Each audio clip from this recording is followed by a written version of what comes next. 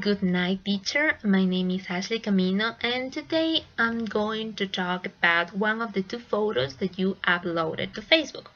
There were two photos, and I chose the first photo, and it says, I'm not your model minority. The photo has two parts. It has a boy and it has a girl. The boy has a poster that says, my story, my narrative, my identity, not yours, or whatever it is you want it to be. And the second has a girl that says, I can be defined as more than simply an Asian. Well, I chose this photo because I'm not your model minority really caught my attention. I felt interested on knowing what was the meaning of being part of the model minority. So I looked up for that information and I discovered that being part of the model minority means more than just a minority group or something like that. It it influences a whole culture, the whole Asian culture. And first, to explain that, I have to explain the term model minority. This was a term that was introduced in the year of 1966 by the sociologist William Peterson in an article that he published and that was called Success Story Japanese American Style. And he published and he wrote this article because he supposed that the Japanese cultural emphasis on hard work was a mechanism for overcoming discrimination and of achieving success in a post-war world. So he thought that this was a correct idea and that he can portray the Asian Americans, the Japanese Americans, just the way he thought because it wasn't something wrong.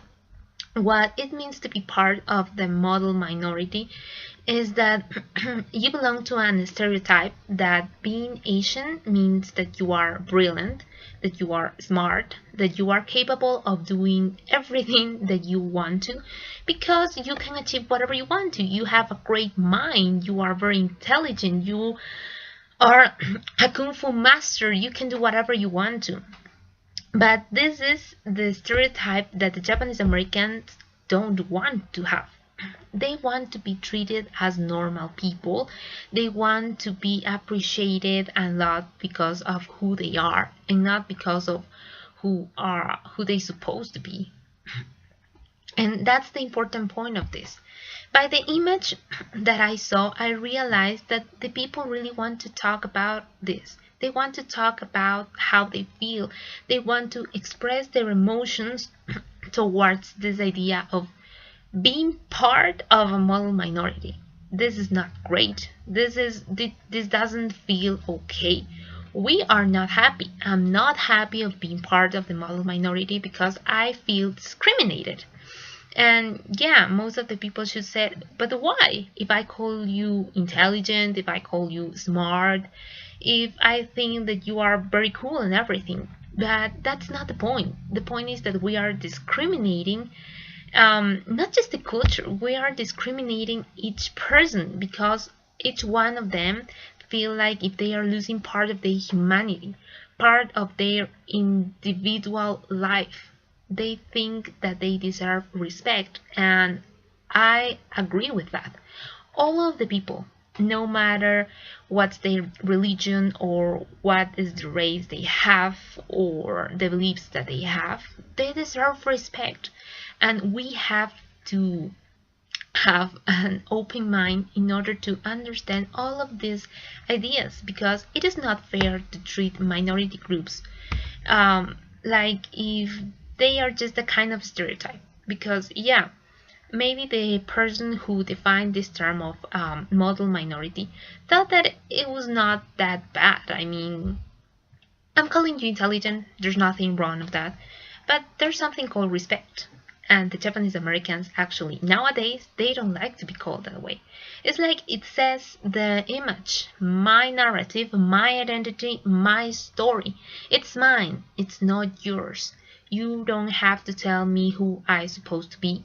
You don't have to tell me how should I behave because I have my own ideas, I have my own behavior, I have learned things through the life that helped me to be the person that I am today. So the message is that we shouldn't judge the book by its cover. We shouldn't be disrespectful with the rest of the world, especially with the minority groups, just because we think that that's what they like, or they are accustomed to do that, or to receive that type of ideas and everything.